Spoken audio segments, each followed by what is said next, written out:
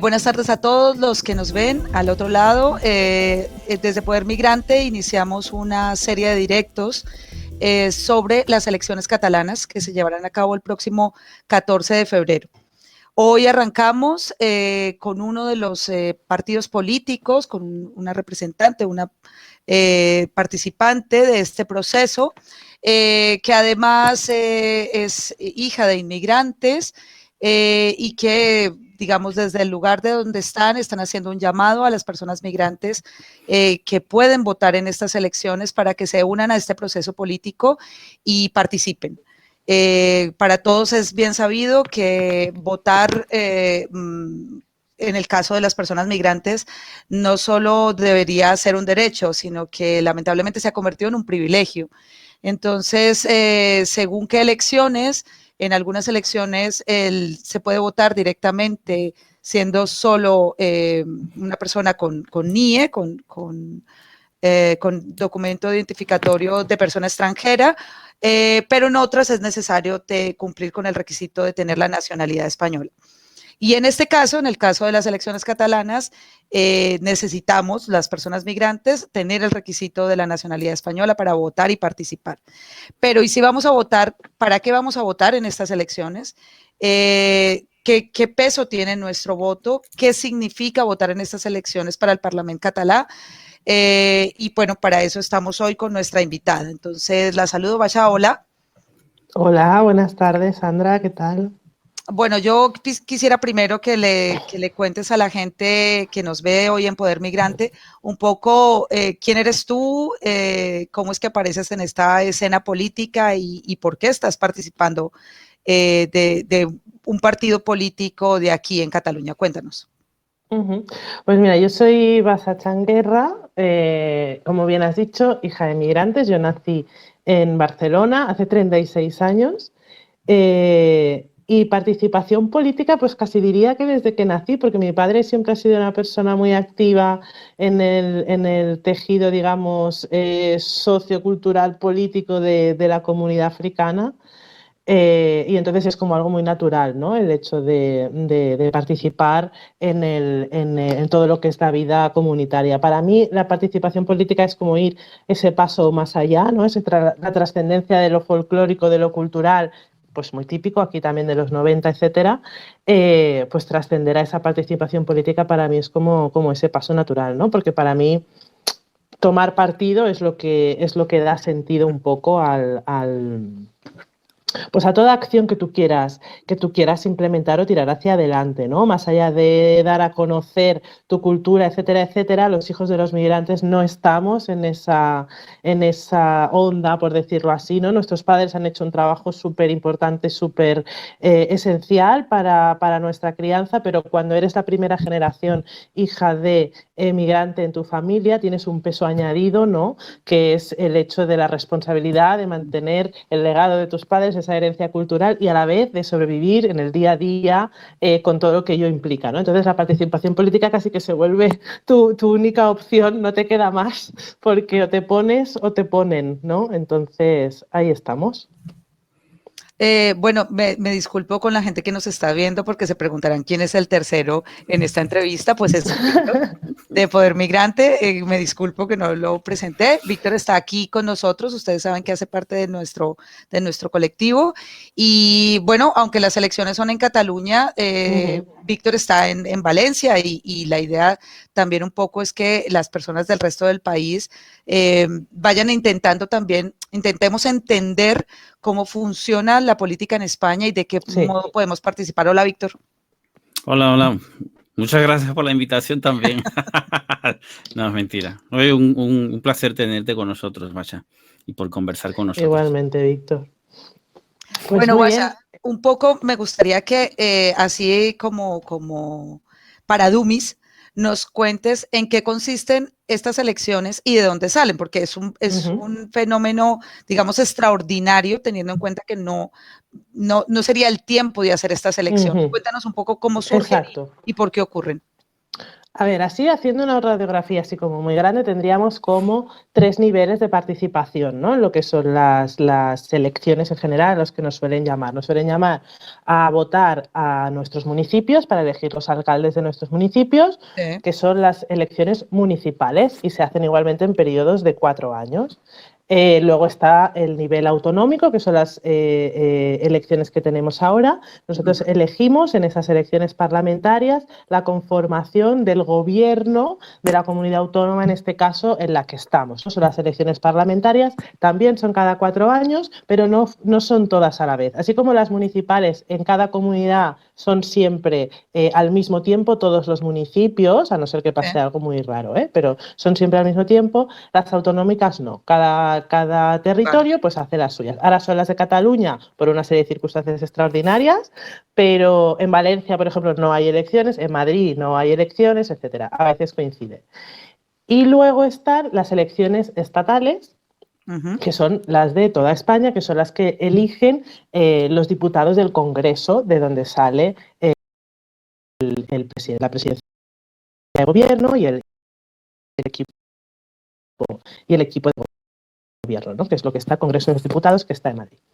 Ahora vamos a votar al Parlamento de Cataluña. El Parlamento de Cataluña es el gobierno correspondiente a lo que es el territorio catalán, por sus 4 provincias, ¿no? Girona, Tarragona, Lleida y Barcelona. Entonces, en función de la población, más o menos, explico también que hay una serie de diputados que van por Lleida, una serie de diputados que van por Girona, una serie de diputados que van por Barcelona y una serie de diputados que van por Tarragona. Por eso hay 4 listas. La gente que vive en Tarragona no puede votar la lista de Barcelona, la gente que vive en Girona no puede votar la de Lleida, ¿sí? Cada uno vota su circunscripción. Entonces, en este caso, yo formo parte de la candidatura de la CUP para la lista de Barcelona.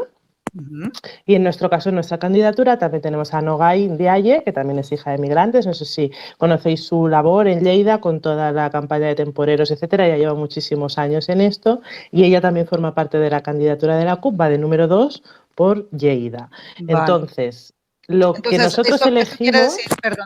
Esto quiere decir que para las personas migrantes que, digamos, den este paso para votar en estas elecciones, tienen que votar por los candidatos de su zona, ¿no? O sea, sí, cuando vayan a elegir a su colegio electoral, verán, por ejemplo, la gente de Lleida que yo no estoy en las listas de Lleida porque yo estoy en Barcelona, ¿no? O la gente que vive en Girona, o sea, cada uno tiene su, aunque sea el mismo partido, sí que es el mismo partido. Se vota por listas, no por personas. Sí, sí. Vale.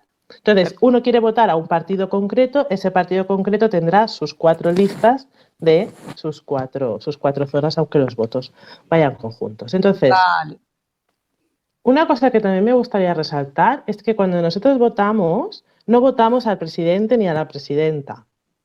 ¿Sí? Votamos la lista de diputados que queremos que nos represente en esa candidatura, ¿no? El Parlamento tiene 135 diputados, sí. ¿Vale? Y se dividen, ¿no? Pues en la fuerza al final que saque cada partido político. Pero cuando yo voto un partido político, no quiere decir que luego el presidente o la presidenta de la Generalitat vaya a ser de ese partido político, aunque sea la lista más votada.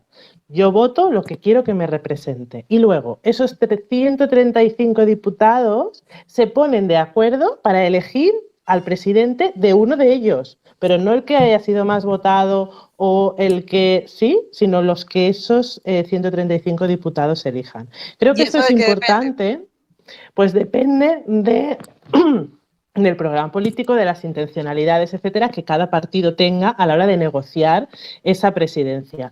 Veo importante resaltarlo, ¿por qué? Porque a diferencia de Estados Unidos, por ejemplo, que es un sistema presidencial, tú votas al candidato que quieres que ocupe la presidencia. Tú votas así, ¿no? Con esa, digamos, con esa premisa. Y aquí no es así. Tú eliges el partido, pero no eliges el candidato que finalmente va a salir, para que luego la gente también, ¿no?, sepa lo que está votando. Cosas más importantes. Una pregunta ahí. Sí. Este Parlamento, nosotros tenemos, o sea, para que lo entendamos todos, hay unos parlamentos autonómicos y hay un Parlamento nacional. Ahora, en estas elecciones catalanas, vamos a votar a esos parlamentarios catalanes. Ese Parlamento catalán, que también obviamente es un parlamento autonómico, ¿qué hace? ¿Hasta dónde puede llegar? ¿Qué función tiene y en qué, digamos, cambia la vida cotidiana de la gente? Exacto. El Parlamento de Cataluña tiene diversas funciones. Tiene la función legislativa, que es la de crear y aprobar leyes. Sí. La función presupuestaria, que es la de distribuir el dinero público. La función electiva, que es la de elegir la presidencia de la Generalitat. Y la función que a mí me parece casi una de las más importantes, que es la de impulso y control de la acción política del Govern de la Generalitat. Entonces, estas funciones, ¿qué quiere decir? La legislativa, por ejemplo, quiere decir que en el Parlamento se pueden desarrollar y aprobar leyes de ámbito autonómico para Cataluña, ¿sí? Que sean, siempre que no contradigan una ley superior. Cosas que vemos interesantes o ejemplos concretos sobre este punto.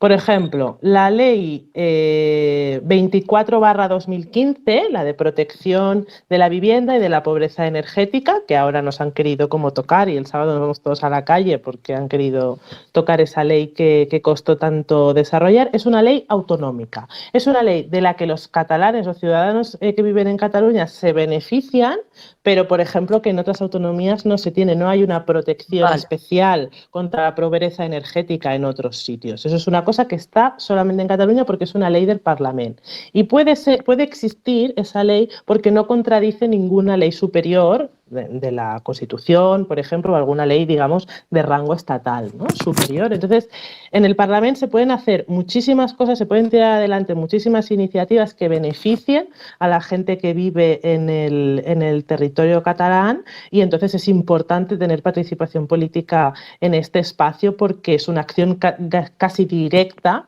a la vida del día a día, ¿no?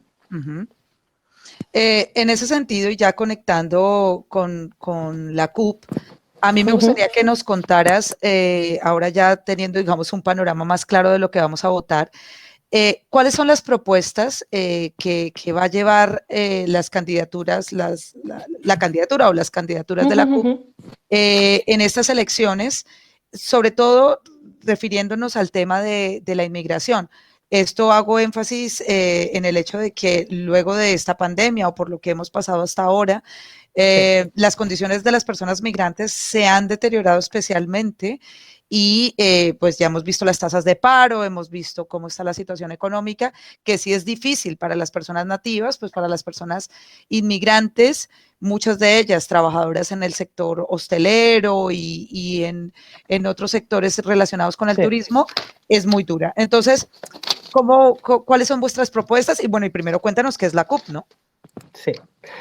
La CUP es el acrónimo de Candidaturas de Unidad Popular. Es un partido político que tiene pues unos años de historia, aunque lo que es la organización o la historia del movimiento que da lugar, ¿no?, a este partido político pues tiene casi pues 40 años, diría yo ya, casi desde los 80. Son candidaturas plurales, corales y diversas. ¿Eso qué quiere decir? Que es el sitio donde nos encontramos un montón de militantes de diversas luchas, pero que somos militantes de base y que nos juntamos para tirar adelante en conjunto pues ese futuro que queremos mejor para la mayoría, ¿no? Porque nosotros partimos siempre de la realidad de que la mayoría de la población somos clases populares, somos clases trabajadoras y clases precarizadas, por lo tanto debemos trabajar en conjunto, ¿no? Entonces, las candidaturas de Unidad Popular, pues como os decía, es un sitio de encuentro entre militantes que durante un periodo X, ¿no?, el que cada uno decida como mínimo y 8 años como máximo, porque tenemos ese tope de 2 legislaturas, pues hacemos como poner el cuerpo en las instituciones para vehicular todas esas luchas de las que nosotros formamos parte para llevarlas a las instituciones y defenderlas desde allí, ¿no? Entonces, nosotros siempre decimos que somos una herramienta, porque es cierto, o sea, la CUP ahora mismo son unas 11 organizaciones diversas que utilizan esta herramienta para la vehiculación, ¿no?, de su lucha. Y siempre desde el diálogo constante y el estar todo el rato en la calle y en los movimientos sociales. Nosotros siempre decimos que tenemos un pie en la calle y un pie en la institución, y eso es súper importante para poder estar, ¿no?, como digo yo, tocando de pies en el suelo y con la realidad del día a día. A partir de aquí, ¿qué más deciros? Tenemos un grupo de trabajo, que es el grupo de trabajo antirracista dentro de la CUP, a partir del cual hemos elaborado todas estas propuestas en clave antirracista en diferentes ámbitos, y es una propuesta trabajada por personas racializadas, por personas hijas de migrantes, y que además de acuerpar algunas de esas luchas contra las que proponemos medidas, Sí. pues las hemos desarrollado y son siempre vivas, es decir, siempre siempre al tener ese pie en la calle y el pie en la institución, siempre todas son susceptibles de poderse incorporar, porque vemos que esto es necesario ahora y esto es ya, o sea, ya se prepara y se pone, ¿no? Ámbito de la educación, dime. No, eso, que nos señalaras algunas que tú ves que sean claves. Ámbito de la educación, ámbito de la cultura, ámbito de la sanidad, cosas importantes para nosotros, como puede ser el Plan Integral contra el Racismo. Sabemos que en diciembre se aprobó la Ley para la Igualdad de Trato y la No Discriminación por el Parlamento. Entonces, cuando una ley se aprueba, lo que necesita es un reglamento que la desarrolle, ¿no?, que vaya como al pormenor. Entonces, nosotros proponemos que la parte de la discriminación étnico-racial contra el racismo, la islamofobia, el antigitanismo, cualquier otra forma de discriminación racial, sea a partir de un plan integral contra el racismo que se base en esa estadística que tanto necesitamos, esos números que tantos necesitamos sobre la situación real de las comunidades migrantes y racializadas, ¿no?, en Cataluña. Una cosa que me parece importantísima es la investigación profunda y exhaustiva de la institución de Gaia. O sea, no puede ser más ya. La institución de Gaia es una institución que está muy podrida, hay que analizarla muy a fondo. Sabemos perfectísimamente los que militamos que es una institución que para nada tiene cerca ni en el punto de mira la protección de los menores que tutela ni de las familias a las que monitoriza. Entonces, creemos que hay que directamente hacer una investigación exhaustiva de esa institución, incluidos los contratos, subcontratas que tiene, ¿no?, con algunos centros que están externalizados. Entonces, es uno de los puntos que a mí me parece más importante a la hora de desarrollar el programa. En materia de educación, obviamente, medidas contra la segregación escolar, incluyendo el bullying específico por racismo, o la eliminación de los centros concertados, porque al final los centros concertados lo que acaban haciendo es esa opción de quiero segregar a mi hijo porque tal, y entonces, pues como existe la opción, lo único que hacen al final es elegirla y perpetuar esa jerarquía, ¿no?, de alumnos de primera, alumnos de segunda. En materia de cultura, revisión de fiestas populares, medios audiovisuales, representación en medios, etcétera, y revisar las condiciones laborales de los trabajadores y trabajadoras del medio cultural, ¿no?, tanto los técnicos como los artistas.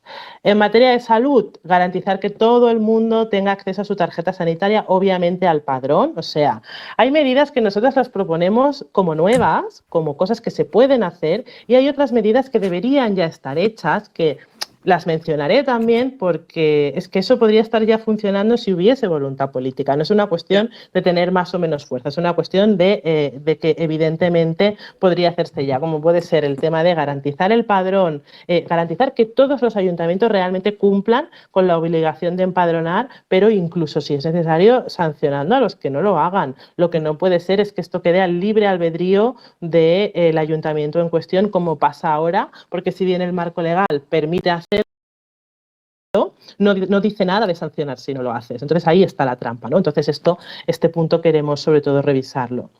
Eliminar todos los gastos asociados a todo lo que son informes de arraigo, informes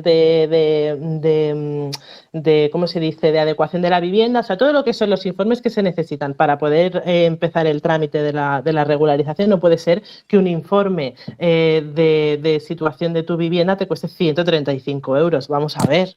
Claro, sea, claro. no.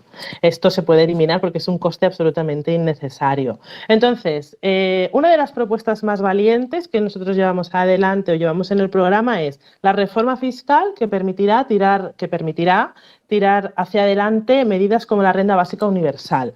La renta básica universal es nuestra propuesta para garantizar que todo el mundo, todas las personas, vecinos y vecinas que viven en Cataluña, tengan ese punto mínimo de partida para su subsistencia y que nadie tenga que verse abocado a aceptar trabajos indignos, precarios, peligrosos, como en general suele pasar a la mayoría de personas migrantes en situación administrativa irregular, ¿no? Que son quienes ocupan esos trabajos más precarios y más peligrosos. Entonces creo que la renta básica universal es una medida súper antirracista y que además es posible sin que nadie tenga que rascarse más el bolsillo de lo que se está rascando ahora. Es una redistribución de la riqueza, por eso parto de la premisa de la reforma fiscal, porque simplemente se trata de redistribuir las partidas presupuestarias, los impuestos y que las rentas más altas tributen más y puedan garantizar que nadie se quede atrás a través de esta renta básica, ¿no? Y bueno, tenemos un montón de medidas porque hemos trabajado un montón. Entonces, yo os invito a verlas todas. Tenemos el programa colgado en parguanyem.cat y ahí pues tenemos nuestras páginas de todas las propuestas antirracistas que hemos trabajado en diferentes ámbitos, como os decía, pero bueno, os he mencionado ahora algunas de las más importantes, pero hemos trabajado realmente mucho y a conciencia, sí. Para los que se conectan ahora, les recuerdo que estamos hablando hoy con una de las candidatas de las listas de la CUP para las elecciones del Parlamento del próximo 14 de febrero. No sé si Víctor quiera hacer alguna pregunta, puntualizar sobre lo que nos ha estado contando Basha. Sí, la verdad es que bastante acertadas, ¿no? Y aparte de obviamente interesantes las propuestas que lleváis. Vamos a poner allí el enlace, ¿no? Para que las personas interesadas en conocer más de cerca estas propuestas puedan consultarlas, ¿no? A ti, por ejemplo, sí que me gustaría preguntar, ya lo has comentado antes, ¿no? También un poco, ¿no? Es el tema de de cómo estas medidas, ¿no? Están muy apegadas a lo que se necesitan desde abajo, ¿no? Porque sí. muchas veces cuando se habla de inmigración se limita a hablar de fronteras, ¿no? Sí. Solamente se queda en fronteras, sin embargo no se ve todo esto, ¿no? Que hay después de la frontera, ¿no? El día a día, la cotidianidad. Yo creo que es importantísimo poner el acento, ¿no? Es decir, oye, nuestras vidas van más allá de las fronteras y sí que es importante, por supuesto, ¿no? El tema de poder migrar con la máxima seguridad posible para la persona, pero también después de eso, ¿no? Las medidas antirracistas que se pueden hacer aquí ya dentro de los territorios, ¿no? Y precisamente pues era si podrías comentarnos, ¿no? sobre estos problemas que nos están afectando más en la cotidianidad, ¿no? A las personas migrantes, también hijas de migrantes, ¿no? Sí, por supuesto. Nosotros hemos pensado todas estas baterías de medidas, porque sabemos perfectamente que el racismo no está circunscrito para nada con la situación administrativa, sino que la situación administrativa lo agrava, pero tú una vez tienes tu, digamos, nacionalidad, eso no te hace inmune al racismo que vivimos, ¿no? Entonces, las medidas que tenemos tienen que estar preparadas también para esto. La manera en la que nosotros lo hacemos, pues desde un enfoque no utilitarista. Lo que no puede ser es que tratemos a las personas como un recurso y les demos acceso a derechos en función de lo que ese recurso nos valga o no nos valga. Nos interesa que las personas vivan con dignidad, no extraer su fuerza de trabajo y ya está, ¿no? Entonces, pensando en esa clave, porque es nuestra realidad cotidiana, la realidad de nuestras familias, pues es de donde salen todas estas medidas. Por eso el plan integral se basa en ese estudio estadístico de la situación de las comunidades no blancas en diferentes ámbitos, ¿no? Sanidad, educación, acceso al mercado laboral, vivienda, etcétera. ¿Por qué? Porque necesitas un reglamento específico que impida cosas como la discriminación en el acceso a la vivienda o la discriminación en el acceso al mercado laboral. O sea, yo no soy inmigrante, pero yo cuando veo una entrevista de trabajo siempre tengo que pensar cómo voy a llevar el pelo, cómo voy a ir vestida, si tengo que aparentar, ¿no?, esa blanquitud y tirar de ese hilo por ahí para ser como más aceptada y todo ese rollo, ¿no? Entonces es como una conversación conmigo misma súper innecesaria que tengo que tener cuando voy a hacer cualquier entrevista de trabajo, ¿no? O lo típico de acceso a la vivienda, que tú hablas por teléfono y todo muy bien, cuando llegan allí y te ven, el piso ya está alquilado o hay algún tipo de problema o alguna cosa así, ¿no? Entonces esto pasa y pasa antes o pasa después en el momento en el que tú seas identificado como una persona racializada como inferior. Entonces en el momento en el que eso salga a la luz, pues ahí ya vas a estar. Entonces hay que pensar en cuál es la realidad de nuestras comunidades y de nuestros hijos, de lo que implica el día a día socializar como persona no blanca y de qué manera vamos a poner medidas para que eso pase, ¿no? No puede ser que amparados volviendo a lo de la vivienda, amparados en que el propietario o que la propiedad pues tenga esa potestad de decidir quién alquila o quién no alquila, pues se cometan atrocidades y barbaridades que la gente normaliza como pues ni inmigrantes ni animales o anuncios de este tipo, ¿no? Entonces hay que verse como una persona. Entonces, cuando tú ves a las personas como personas, pues entonces ves todas las situaciones. En sanidad igual. ¿Qué miedo nos da a las personas no blancas ir a la sanidad porque no sabes si tu tono de piel va a ser un impedimento o no a la hora de diagnosticarte, a la hora de encontrarte la vena, a la hora de esos protocolos médicos? Las mujeres, en el caso de la obstetricia, yo por ejemplo lo he vivido como mucho, ¿no? Esta violencia obstétrica extra por ser una persona, una mujer no blanca. Todo ese tipo de visiones hay que verlas así. El problema en general creo que es, y volviendo a la participación política, es justamente ese. Por eso es importante participar políticamente, porque si en los espacios en los que estamos, en los espacios en los que se deciden las cosas que nos afectan, no hay personas que acuerpen lo que a nosotros nos pasa, pues nadie va a tener esa perspectiva, porque por mucho que tú, sea bien intencionada esa manera de legislar o de enfocarlo, si no es algo que te atraviesa, es difícil que puedas acertar con medidas específicas y que realmente sean efectivas. Vaya, digamos, para las próximas elecciones, para estas elecciones que ya están aquí a la vuelta de la esquina, se calcula que hay 500.000 personas con nacionalidad española, 500.000 inmigrantes con nacionalidad española que tienen la capacidad de votar. 500.000 personas son muchas personas. Es mucho, sí. Pero una parte, y eso lo sabemos porque nosotros estamos en interacción permanente desde Poder Migrante con muchas personas migrantes, una parte importante de la migración en Cataluña específicamente digamos, toma distancia frente al proceso de participación política por el tema del independentismo. Es un asunto que, bueno, no les atañe, que sienten que no los,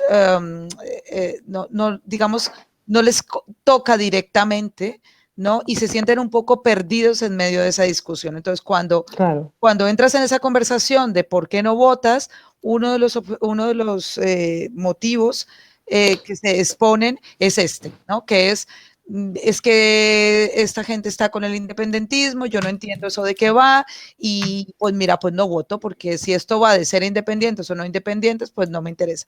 A mí me gustaría que tú, como parte de un partido político, aunque ya has explicado cómo funciona la CUP, que es abiertamente independentista, nos expliques un poco por qué es importante y cómo juega ese elemento del independentismo ahí y cómo conecta con nosotros también, los inmigrantes. Es muy buena pregunta, Sandra, porque muchas veces lo que desde unos sitios puede verse como una herramienta, yo por ejemplo, para mí la República, la independencia es una herramienta que quita el tope de las competencias que ahora mismo con España no se pueden rebatir. Es decir, si yo quiero derogar la ley de extranjería, es una ley estatal, no puede hacerse. Se tendría que hacer desde el Congreso. Entonces, ¿qué pasa con esa cuestión? Que se junta con la necesidad de tener más autonomía legislativa, ¿no? Para poder, digamos, tirar adelante ciertas medidas, se mezcla, se junta con también la cuestión que en algunos sitios cada vez está teniendo más fuerza del nacionalismos y cosas de estas, pues como menos objetivas, ¿no? Entonces, desde un punto de vista migrante, sin ese componente sentimental de lo que pueda ser, pues una cuestión pues, familiar, cultural, nostálgica, digamos, llamémoslo así. En una cuestión de practicidad, la independencia es una herramienta que te permite traspasar barreras que si no, no vas a poder traspasar porque competen directamente a España y España eso no lo va a hacer nunca. Entonces, no es que no lo vaya a hacer nunca, sino no lo va a hacer lo suficientemente pronto como para que nosotros lo vayamos a ver. Entonces, para mí la República no es un objetivo, la independencia no es un objetivo, sino es un medio a través del cual las reformas que nosotros proponemos para alcanzar esa justicia social va a ser posible antes. Entonces, es así, para mí es así de claro. Yo soy independentista desde que tengo unos 12 o 13 años, recuerdo.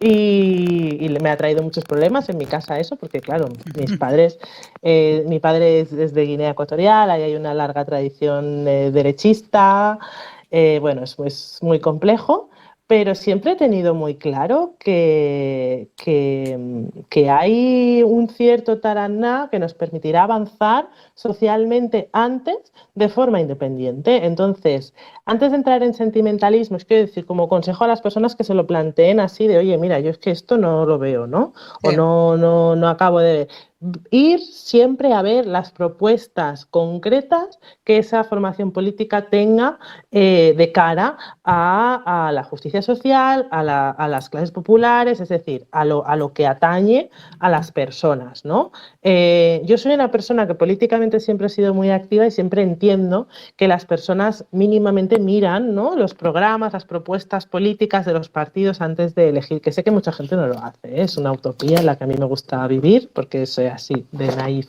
Pero siempre hay que ir a mirar cuáles son las propuestas de lo social, porque para mí ahí es donde se ve claramente cuál es el sesgo que tiene una formación política, ¿no? Cuando alguien pone a las personas en el centro y tiene muchísimas medidas o propuestas para solventar los problemas de las clases populares, que en este caso pues estamos hablando de soluciones económicas, soluciones inmediatas, soluciones que no privaticen más ya y para poder tener ese control desde lo público para garantizar que todo el mundo tenga acceso a ello. Cuando alguien dude, que se vaya al programa. Los programas en general siempre enseñan cuál es la prioridad, ¿no? de las propuestas y se ve claramente cuando la propuesta es un Estado o es una institución o cuando son las personas realmente. Se ve muy claramente.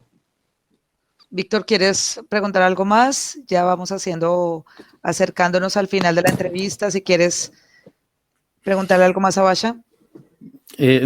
Pues la verdad es que ha sido Basha muy clara, ¿no? O sea, de hecho aquí tenía 2 o 3 preguntas, pero ya las has comentado perfectamente, ¿no? La verdad es que muy bien, que no me las ha pasado, yo lo dejo claro. Sí, la verdad es que sí, yo creo que son preocupaciones, inquietudes, ¿no? o dudas, ¿no? que tenemos muchas personas migrantes o hijos de inmigrantes, ¿no? Por supuesto. Pues sí, estos temas, ¿no? El independentismo, ¿no? Cuando no se entiende, pues hay que explicarlo, ¿no? Y también ver, oye, ¿por qué está esta lucha, ¿no? Al fin y al cabo, ¿no? Y, por ejemplo, pues eso, también que muchas personas migrantes ven con escepticismo ya no solo el tema del independentismo, sino la simple participación en política. Pero es muy importante participar, es importantísimo. Antes me he dejado de explicar un poco también cómo la gente puede participar sin votar, es decir, los que pueden votar pueden elegir a los diputados que quieran que les representen, pero las personas que no pueden votar tienen diversos canales para poder hacer llegar sus necesidades y su voz al Parlamento, como son las iniciativas legislativas populares, ¿no? Lo que siempre decimos, recogemos 50.000 firmas y lo entramos y tal.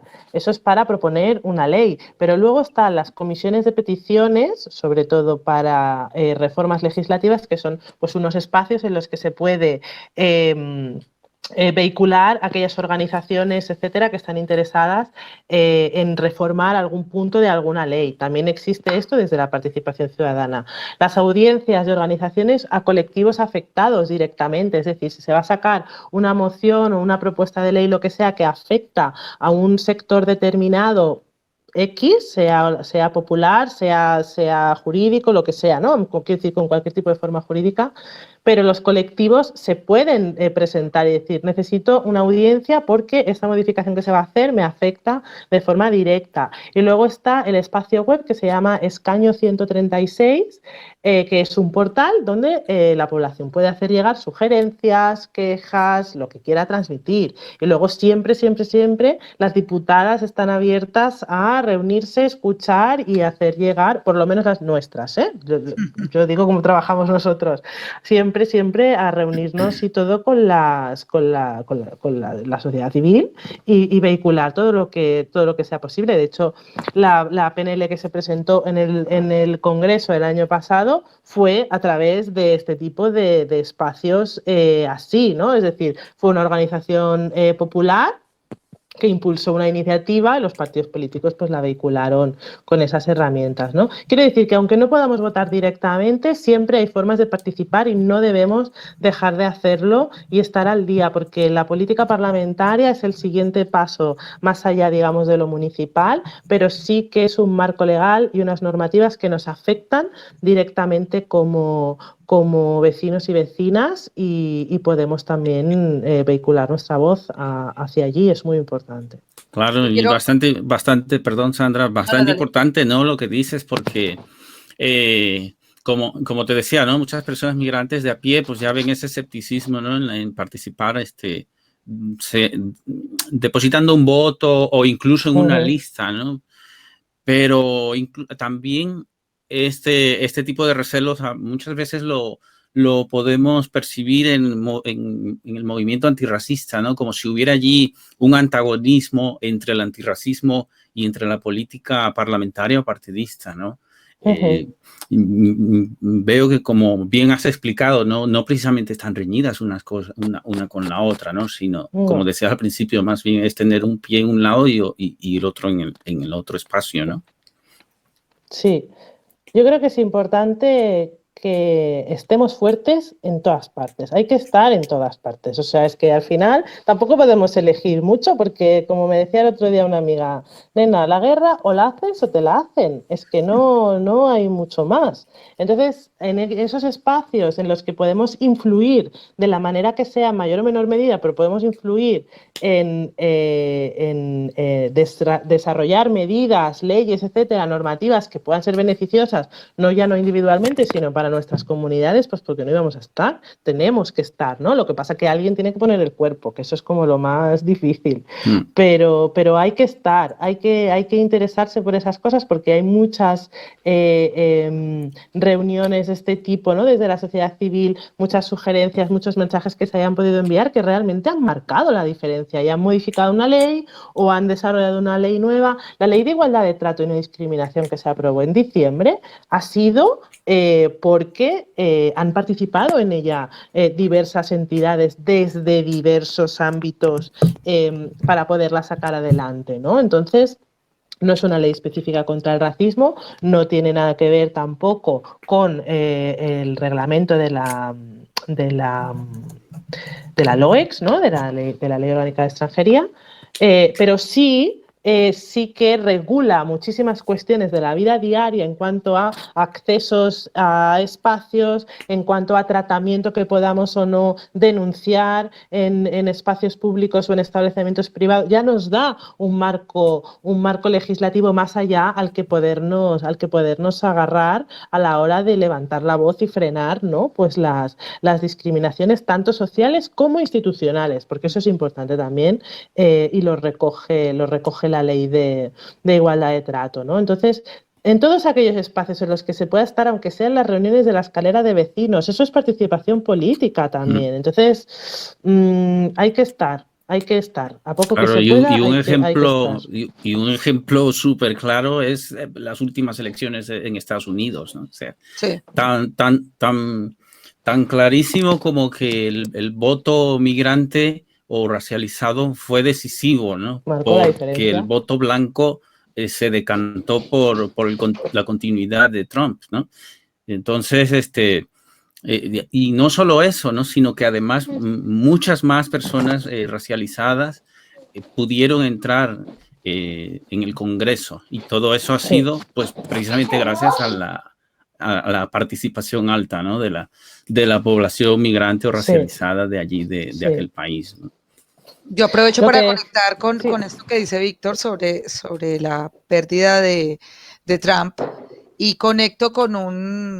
aprovecho conectar ese hecho en especial con algo que pasó hace pocos días y que creo que eres tú la más apropiada para comentarlo porque eres de la CUP. Hace poco se hizo un debate televisivo por Radio Televisión Española, en el que participaron los candidatos, digamos, más visibles, los cabeza de lista de los partidos que van al Parlamento para estas elecciones. Y frente a las declaraciones racistas del candidato de Vox, del señor Garriga, diciendo que los barrios se habían convertido en estercoleros multiculturales, teniendo en cuenta que el señor Garriga es además hijo de la multiculturalidad, es hijo de un padre español y una madre guineana, entonces esto ya es chocante de por sí. Me llamó mucho la atención digamos, la puntualización que hizo el candidato de la CUP sobre el hecho de permitir que estos discursos racistas y xenófobos estén en el debate público. Entonces me gustaría un poco que nos expliques.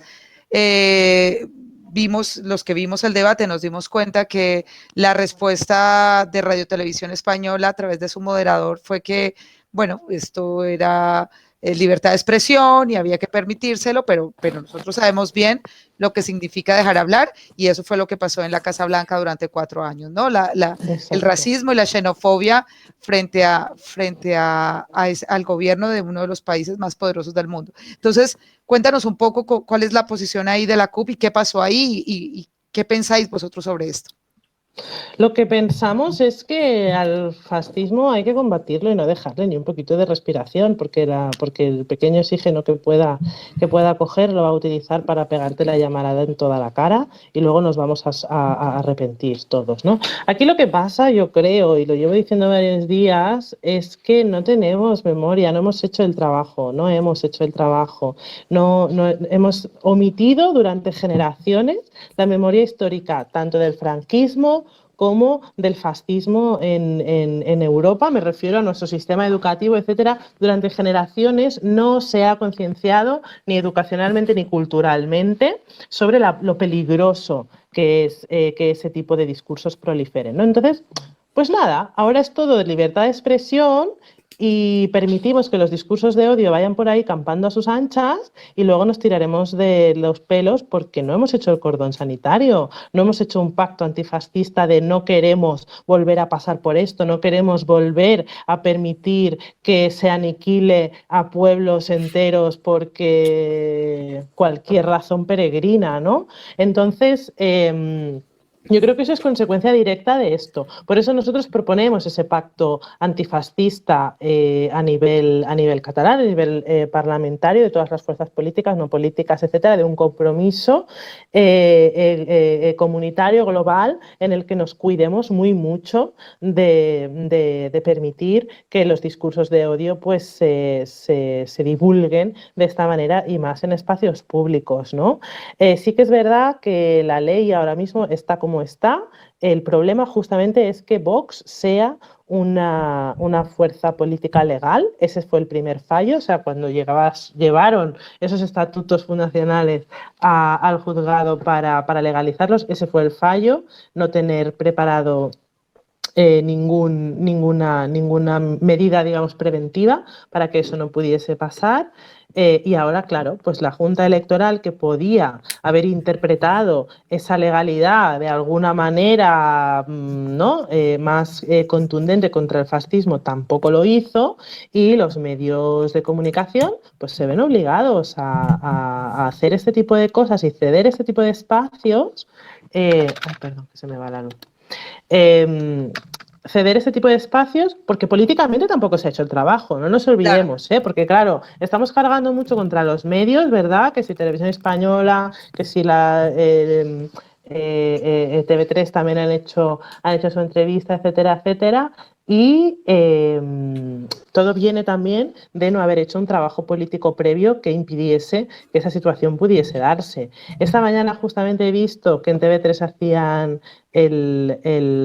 la entrevista al candidato de Vox y Lidia Heredia ha estado fantástica, es fenomenal, con datos, contundente, no dejando pasar ni una, y esa es la actitud. Esa es la actitud. Si lo hacemos, pues lo hacemos así, porque lo que no podemos es hacer como el presentador de Televisión Española, que como es legal, pues usted está aquí y el otro también. O sea, no podemos hacernos esto otra vez.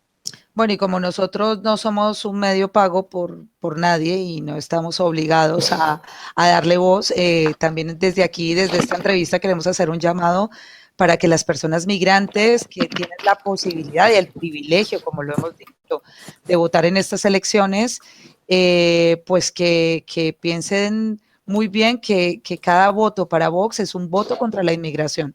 Su curso y su postura política, porque es que no hay ni un programa, está centrado básicamente en el rechazo a la inmigración y en el señalar la inmigración como la base de los problemas que tiene este país, que clarísimamente no son producto de la inmigración. Bueno, pues muchísimas gracias, Basha. Gracias sabemos que vas a tope estos días, que estáis todos a tope, que tocó esta campaña de 2 semanas y es una locura. Y esperamos que os vaya muy bien, no solamente a las compas racializadas que estáis allí, que estamos muy orgullosos, sino a todos como equipo y lo que estáis haciendo. Y que bueno, que saquéis muchos parlamentarios en estas elecciones. ¡Hala! Vamos con fuerza. Nada, lo mismo, agradecerte por el tiempo que has tomado, ¿no? para estar aquí con nosotros, por explicarnos muy claramente, muy directamente, ¿no? La importancia, ¿no? de esto de participar y, como bien lo has explicado, no solamente con el voto, sino incluso indirectamente desde fuera se puede hacer, ¿no? Y cómo la lucha contra el racismo también es dentro de las instituciones, ¿no? Como totalmente. Pues muchísimas gracias a vosotros por el espacio y... Perdón. Muchísimas gracias a vosotros por el espacio y por hacer esta ronda, porque de verdad que yo creo que es muy importante animar a la participación política, porque es lo que rige nuestro día a día y nos afecta directamente.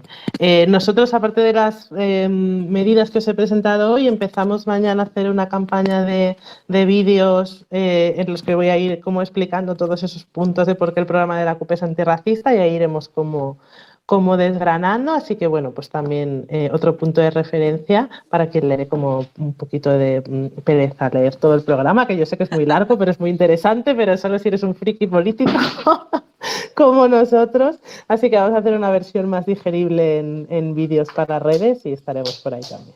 Bueno, yo me despido de todos y os recuerdo a las personas inmigrantes y a los no inmigrantes también que tenéis tiempo todavía de pedir el voto por correo y que si os da miedo, como es comprensible en medio de esta pandemia salir a votar, pues tenéis la opción del voto por correo. Y que cualquier otra información nos la podéis preguntar para deciros cómo podéis votar, dónde podéis votar, qué podéis hacer y estar un poco al tanto de estas elecciones que ya están a la vuelta de la esquina. Muchas gracias, Basha, gracias, Víctor, y nos vemos en el próximo directo.